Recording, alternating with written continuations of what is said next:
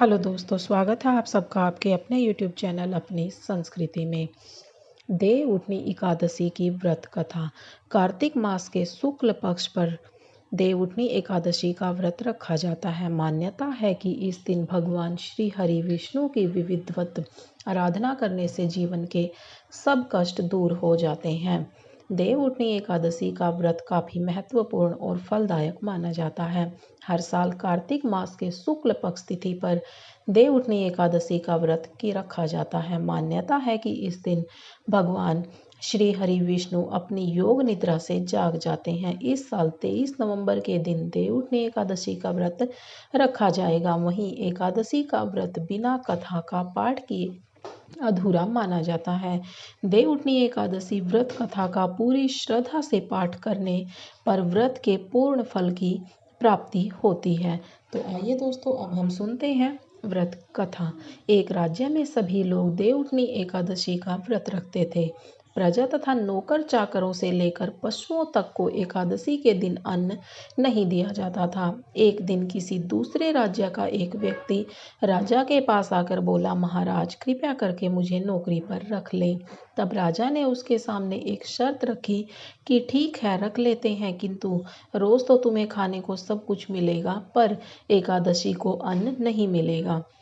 उस व्यक्ति ने उस समय हाँ कर ली, पर एकादशी के दिन जब उसे फलाहार का सामान दिया गया तो वह राजा के सामने जाकर गिड़गिड़ाने लगा, महाराज इससे मेरा पेट नहीं भरेगा, मैं भूखा ही मर जाऊंगा, मुझे अन्न दे दो।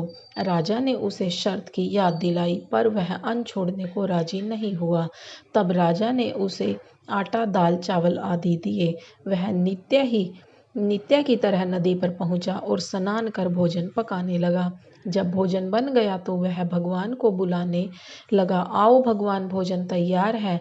उसके बुलाने पर पीताम्बर धारण किए भगवान चतुर्भुज रूप में आ पहुँचे और प्रेम से उसके साथ भोजन करने लगे। भोजन करके भगवान अंतर्ध्यान हो गए और वह अपने काम पर चला गया। 15 दिन बाद अगली एकादशी को वह राजा से कहने लगा कि महाराज मुझे दुगना सामान दीजिए। उस दिन तो मैं भूखा ही रह गया। राजा ने कारण पूछा तो उसने बताया कि हमारे साथ भगवान भी खाते हैं, इसलिए हम दोनों के लिए ये सामान पूरा नहीं होता है। यह सुनकर राजा को बड़ा आश्चर्य हुआ। वह बोला, मैं नहीं मान सकता कि भगवान तुम्हारे साथ खाते हैं। मैं तो इतना व्रत रखता हूँ, पूजा करता हूँ, पर भगवान ने मुझे कभी दर्शन नहीं दिए। राजा की बात सुनकर वह बोला, महाराज यदि विश्वास न हो तो साथ चलकर देख ले। राजा एक पेड़ के पीछे छिपकर बैठ गया। उस व्यक्ति ने जब भोजन बनाया और भगवान को शाम तक पुकारता रहा, परंतु भगवान न आए। अंत में उसने कहा, हे भगवान, यदि आप नहीं आए तो मैं नदी में कूदकर प्राण त्याग दूंगा। भगवान नहीं आए, तब वह प्राण त्यागने के लिए नदी की तरफ आगे बढ़ा।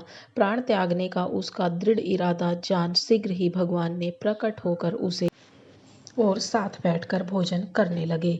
खा पीकर वे उसे अपने विमान में बिठाकर अपने धाम ले गए। यह देख राजा ने सोचा कि व्रत उपवास में तब तक कोई फायदा नहीं होता जब तक मन शुद्ध न हो।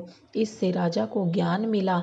वह भी मन से व्रत उपवास करने लगा और अंत में स्वर्ग को प्राप्त हुए। तो दोस्तों, ये थी एकादशी, देवउठनी एकादशी की कहानी। मिलते हैं